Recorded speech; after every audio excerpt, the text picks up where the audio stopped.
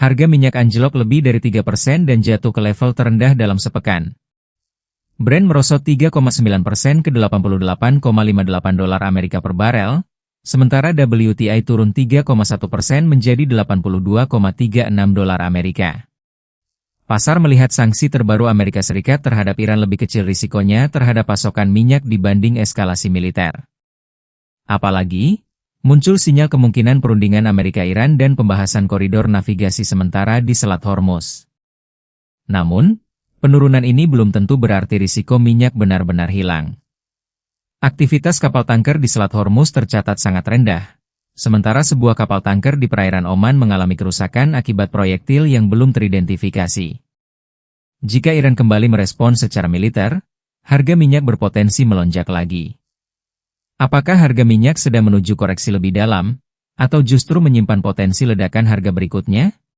Serangan udara Israel dilaporkan menghantam bandara militer Abu al-Duhor di Provinsi Idlib, Suriah. Serangan tersebut kembali meningkatkan ketegangan keamanan di Timur Tengah dan menambah kekhawatiran terhadap stabilitas kawasan yang masih diliputi berbagai konflik. PT Gajah Tunggal Tbk meresmikan gerai perdana merek ban premium GT di kawasan Jakarta Selatan.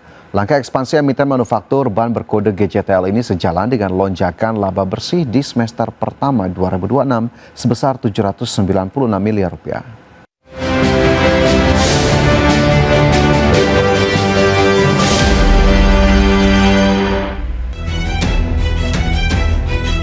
PT Gajah Tunggal Tbk merambah segmen retail ban premium dengan meresmikan GT Flagship Store di kawasan Jakarta Selatan. Berdasarkan keterangan resmi Perseroan, Perseroan menggandeng Haloban untuk menyediakan produk ban serta konsultasi perawatan. Kepala Divisi Pemasaran Gajah Tunggal Marcella Dewi menjelaskan bahwa produk GT dikembangkan bersama GT Tire Germany untuk menjawab kebutuhan kendaraan perkotaan. Gerai utama ini menawarkan 3 varian ban premium yakni GT Control P10, GT Sports 2, serta GT Excursion. Ekspansi retail ini didukung oleh capaian positif kinerja keuangan Perseroan sepanjang semester 1 2026. Penjualan bersih Perseroan naik 5,6% menjadi Rp8,52 triliun yang didorong oleh kuatnya permintaan pasar domestik di tengah kelesuan pasar ekspor. Pertumbuhan penjualan yang diimbangi penurunan biaya bahan baku berhasil mendongkrak margin laba kotor Perseroan dari 18,7% menjadi 21,1%. Kondisi ini mendorong capaian EBITDA melesat menjadi Rp1,46 triliun dari periode sebelumnya Rp1,13 triliun. Penurunan biaya keuangan serta keuntungan selisih kurs memperkuat laba bersih Perseroan melonjak dari Rp451 miliar di semester 1 2025 menjadi Rp796 miliar pada semester 1 2026. Berbagai sumber IDX Channel. PT Indonesian Paradise Property Tbk membagikan dividen interim untuk tahun buku 2026 senilai total Rp50,32 miliar.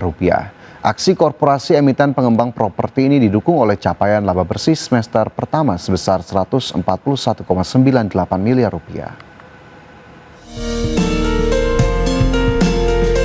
PT Indonesian Paradise Property Tbk kembali menunjukkan komitmen memberikan nilai tambah kepada pemegang saham. Berdasarkan keterangan resmi Perseroan, emiten properti berkode saham INPP ini mengalokasikan dividen interim sebesar Rp50,32 miliar.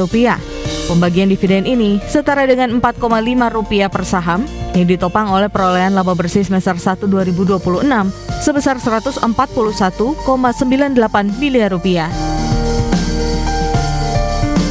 Wakil Presiden Direktur dan CFO Paradise Indonesia, Surina menjelaskan bahwa kinerja solid Perseroan ditopang oleh diversifikasi portofolio serta efisiensi operasional. Pada periode ini, Perseroan mengantongi porsi recurring income atau pendapatan berulang sebesar 71% menjadi salah satu yang tertinggi di industri properti. Disiplin keuangan tersebut berhasil mendongkrak EBITDA Perseroan yang tumbuh 11% secara tahunan menjadi Rp265,12 miliar. Untuk menjaga pertumbuhan jangka panjang, Perseroan memperkuat segmen hospitality dan komersial dengan mengoperasikan 23 Semarang Shopping Center serta proyek 88 Plaza di Balikpapan. Atas fundamental yang kuat tersebut, PT Pemeringkat Efek Indonesia atau Pevindo mempertahankan peringkat INPP pada level IDA- dengan prospek stabil. Manajemen menargetkan untuk terus mempertahankan kontribusi recurring income di kisaran 70% ke depan. Berbagai sumber IDX Channel. Pemirsa, Kementerian Energi dan Sumber Daya Mineral menilai kenaikan anggaran subsidi energi pada tahun depan sebesar 272 triliun dari 227 triliun tahun ini dipengaruhi oleh banyak faktor. Sekretaris Jenderal Kementerian SDM Ahmad Erani Yustika menyebutkan kenaikan anggaran subsidi energi ini dipengaruhi oleh asumsi nilai tukar rupiah hingga harga minyak mentah Indonesia atau Indonesian Crude Price. Meski demikian, Erani menilai asumsi anggaran subsidi energi ini masih bisa dilakukan penyesuaian, khususnya pembahasan yang akan dilakukan dengan DPR akhir bulan ini, sebelum nantinya disepakati antara pemerintah dengan DPR. Sebetulnya kan kita masih mau ada pembahasan dengan DPR juga ya. Jadi kami itu kalau nggak salah dijadwalkan masih tanggal 31 Agustus ini untuk Raker dan RDP untuk membahas RKKL tahun 2027 termasuk isu yang terkait dengan subsidi energi tadi itu. Jadi nanti kalau sudah betul-betul diketok pada bulan September atau Oktober kita bisa ini ya. Kan kalau soal subsidi itu kan tergantung dari kuotanya, nanti tergantung dengan harga minyak internasional, ICP-nya. Ada beberapa variabel lain yang itu bisa mempengaruhi besar kecilnya. Pemerintah merencanakan alokasi anggaran subsidi energi sebesar 272 triliun rupiah dalam rancangan anggaran pendapatan dan belanja negara 2027. Nilai tersebut mengalami peningkatan sebesar 20,1% dibandingkan tahun 2026. Pemerintah merencanakan alokasi anggaran subsidi energi sebesar 272,9 triliun rupiah dalam rancangan anggaran pendapatan dan belanja negara atau RAPBN 2027. Nilai tersebut mengalami peningkatan sebesar 20,1% dibandingkan dengan angka proyeksi tahun ini yang berada di angka 227,25 triliun rupiah. Kenaikan anggaran tersebut mencakup alokasi untuk bahan bakar minyak sebesar 28,7 triliun rupiah, LPG tabung 3 kg sebesar 114,1 triliun rupiah, serta subsidi listrik sebesar 130,1 triliun rupiah. Adapun peningkatan ini dipengaruhi oleh sejumlah parameter termasuk pergerakan nilai tukar rupiah terhadap dolar Amerika dan harga minyak mentah Indonesia. Berbagai sumber IDX Channel.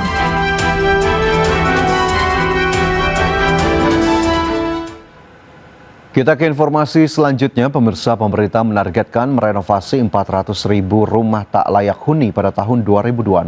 Angka tersebut meningkat signifikan dibandingkan tahun 2025 yang hanya 45.000 unit. Menteri Perumahan dan Kawasan Permukiman Marwarar Sirait optimis mampu mengejar target merenovasi rumah tak layak huni di tanah air sebanyak 400.000 unit pada tahun 2026. Angka ini meningkat dari sebelumnya hanya 45.000. Untuk itu, pihaknya terus menggandeng Kementerian Dalam Negeri, Badan Pusat Statistik hingga pemerintah daerah dalam mempercepat realisasi program tersebut. Seluruhnya kita anggarkan kan 400.000 rumah. Ya. Tahun lalu 45.000 rumah, tahun ini 400.000 rumah. Jadi naiknya kurang lebih 8 kali lipat. Jadi zaman Pak Prabowo ini naiknya tambahnya itu bukan deret tambah, tapi deret kali. 45.000 dikali kurang lebih 8, jadi sekitar 400.000.